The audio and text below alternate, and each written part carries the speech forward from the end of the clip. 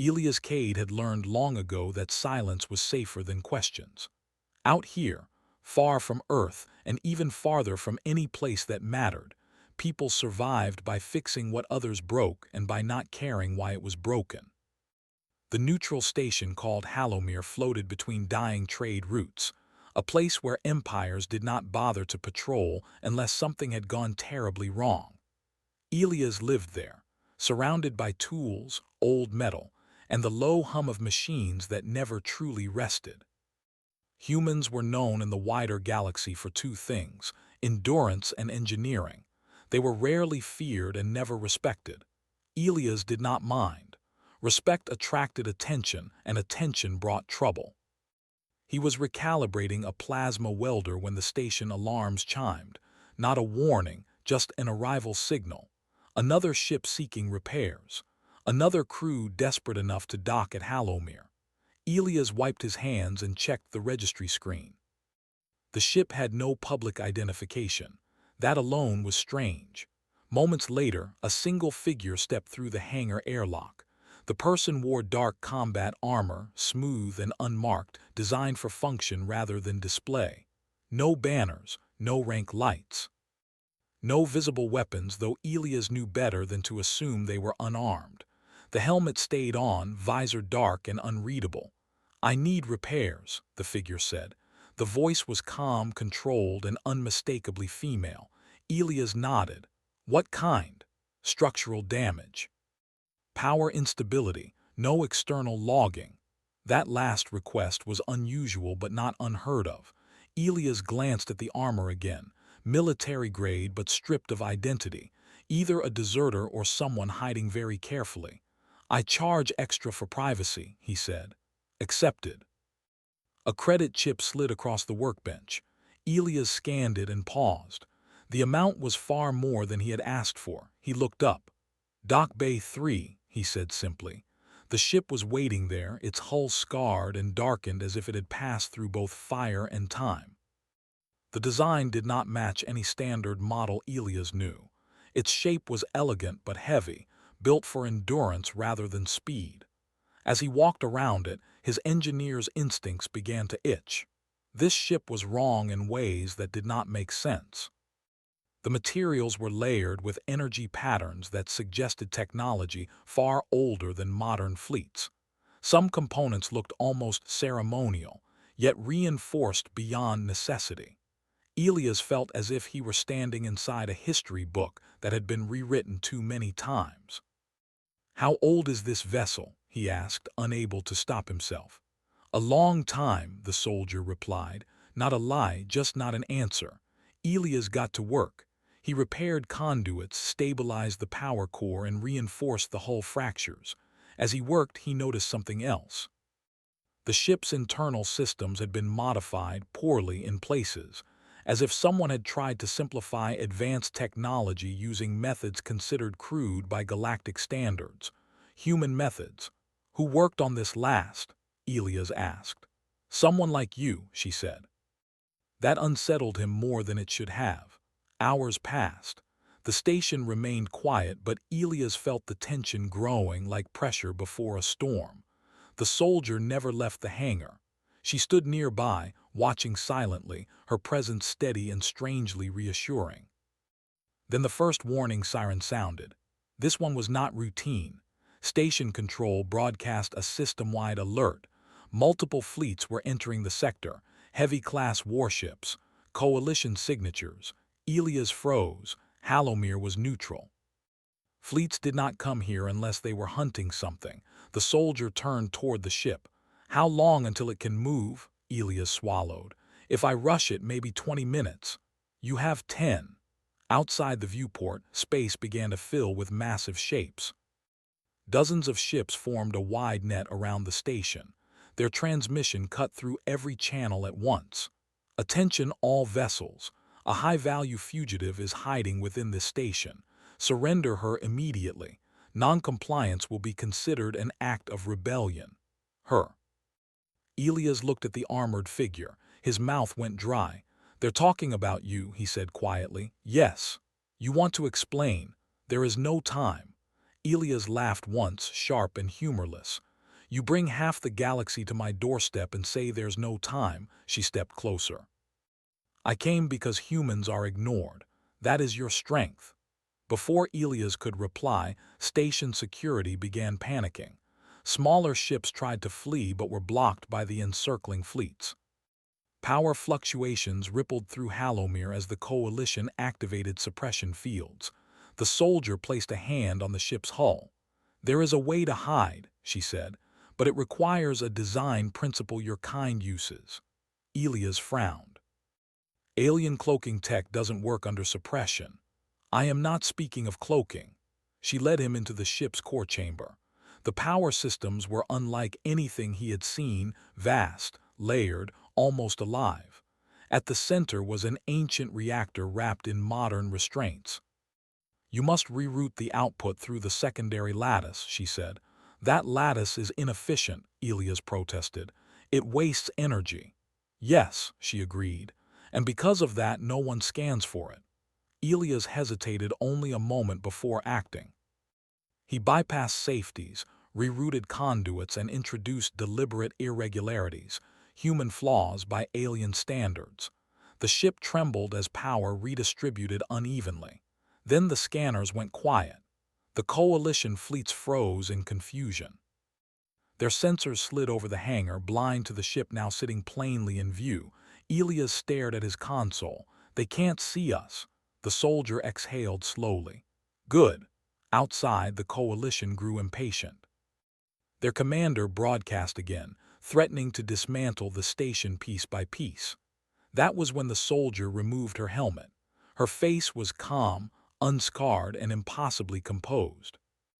Her eyes held a depth that made Elias feel small, as if he were looking at someone who had watched stars be born and die. "I owe you the truth," she said. Elias leaned against a console, legs weak. "You better start talking." "I am not a soldier," she said. "I was once the Empress of the Galactic Dominion." The words settled heavily between them. "That's not funny," Elias said.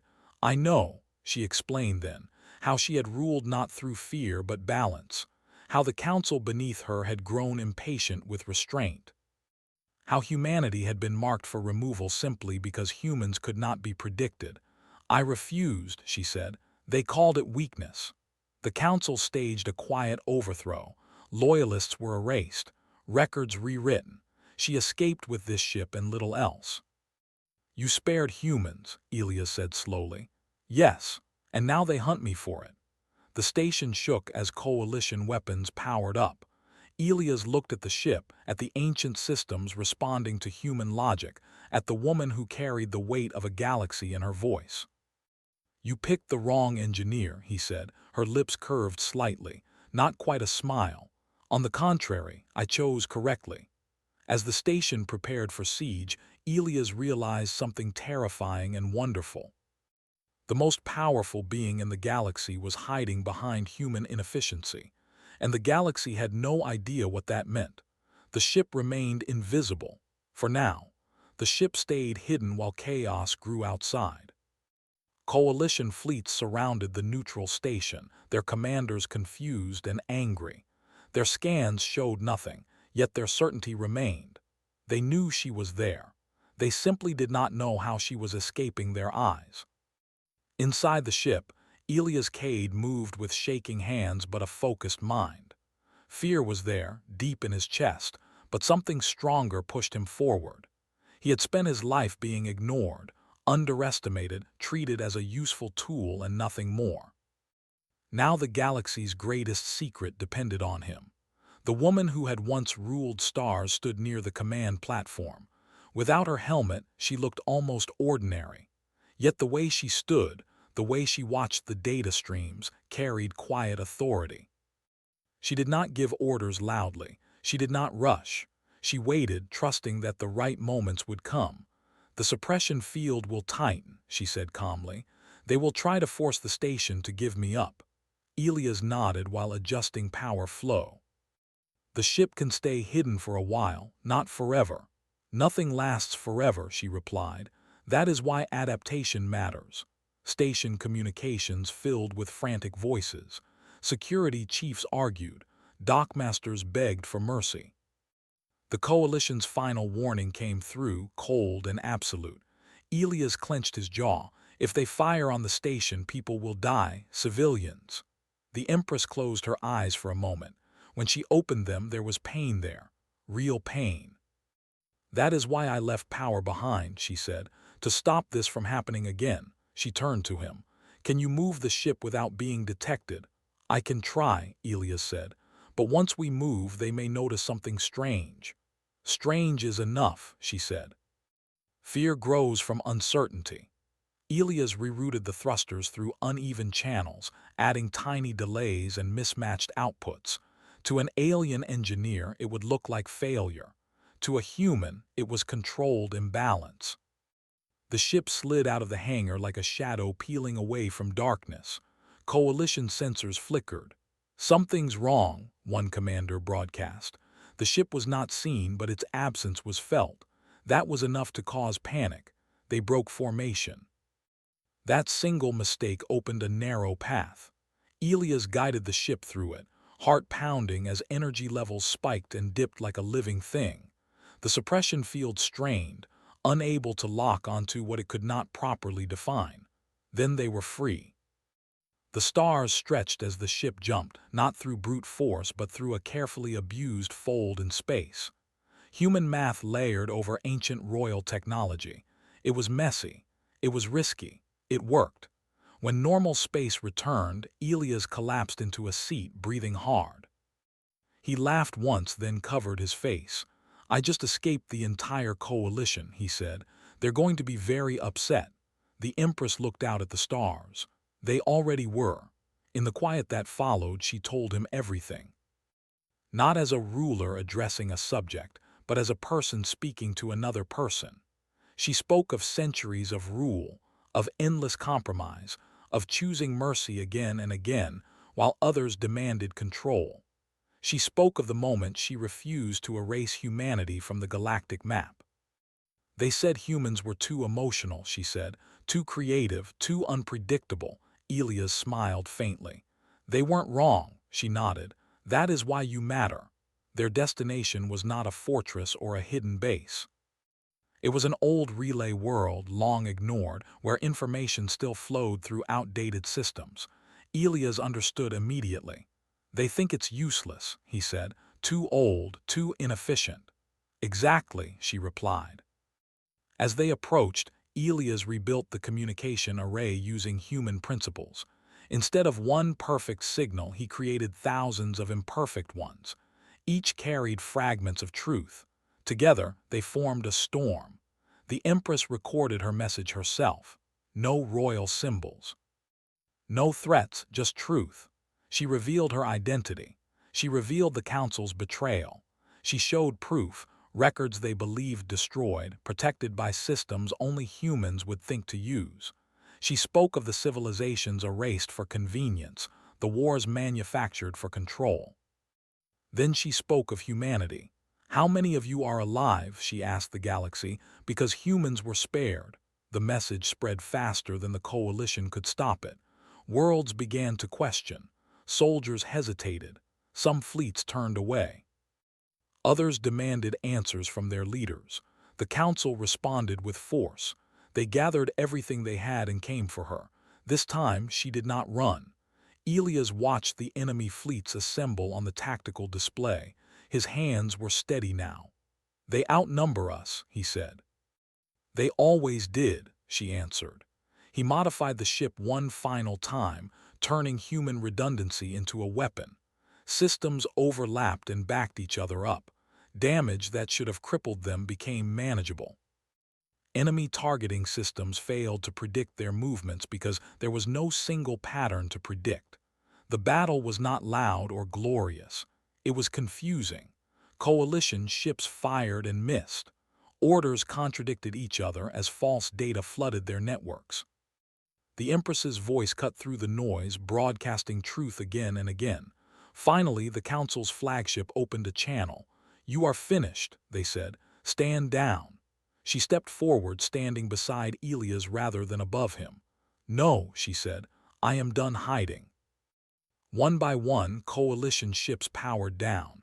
Not all, enough. The council fell not because they were defeated, but because they were exposed. When it ended, the galaxy was changed. The Empress reclaimed her place, but she did not rebuild the old throne. She dismantled it. Power was shared, voices were added. Humanity was no longer ignored. Elias refused titles. He returned to engineering, this time with access to knowledge once forbidden. Humans were invited, not ordered. As the Empress watched him prepare to leave, she said, "You could have ruled beside me." Elias smiled. "Someone has to keep the engines running." She inclined her head in respect. The galaxy remembered that day not as the return of an empress, but as the moment everyone realized something dangerous. Humans did not need to rule the stars. They only needed to be involved.